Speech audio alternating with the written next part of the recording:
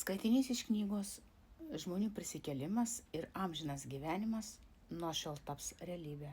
Autorius Grigorij Grabovoi. 8. prisikėlimo metodas.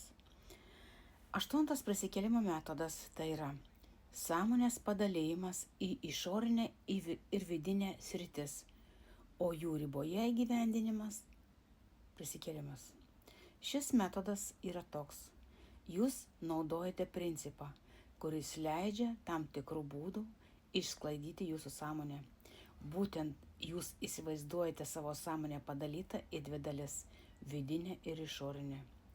Aplinką jūs laikote vidinę savo sąmonės dalimi. Tai yra tai, ką jūs matote akimis arba suvokite per fizinių organų pojūčius.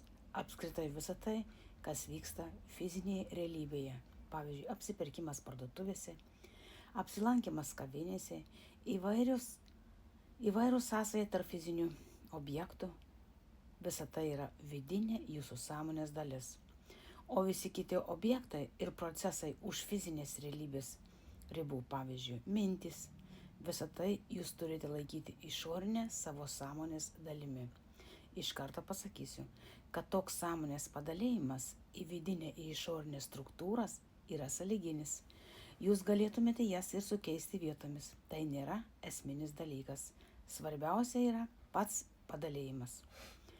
Dabar, kai turite šį padalėjimą, jūs ieškote ryšių tarp vidinės ir išorinės sąmonės dalių. Ir būtent šių sąsajų atradimas leidžia jums jų sandaroje prikelti žmones. Savo esme šis metodas remiasi tokiu principu.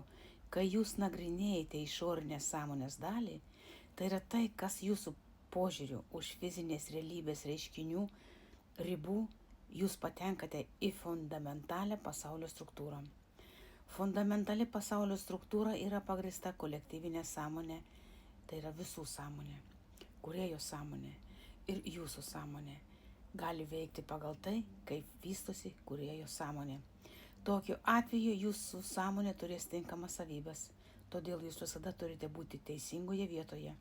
Galite būti vidinėje savo sąmonės dalyje, galite būti išorinėje, bet visada ten, kur sąmonė turi tinkamas savybes. Ribinės sritis tarp fizinių procesų ir procesų už fizinės realybės ribų yra ta vieta, kur gali bet ką sukurti. Ir kai aš, pavyzdžiui, materializuoju bet kokį objektą, dažnai net vienu metu kuriu materiją skirtingose ribose, skirtingose vietose ir tada viską suvedu į vieną kontūrą arba į vieną vietą.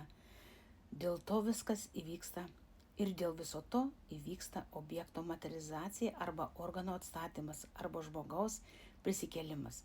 Jūs galite veikti tokiu pačiu būdu. Taigi, šiame metode reikia padalyti jūsų sąmonės struktūrą į vidinę ir išorinę dalis. Ir kai tai padarysite, bei nustatysite tarp jų ryšį arba sąsają, jūs pastebėsite, kad ribinėje srityje jūs prikeliate arba materializuojate žmogų.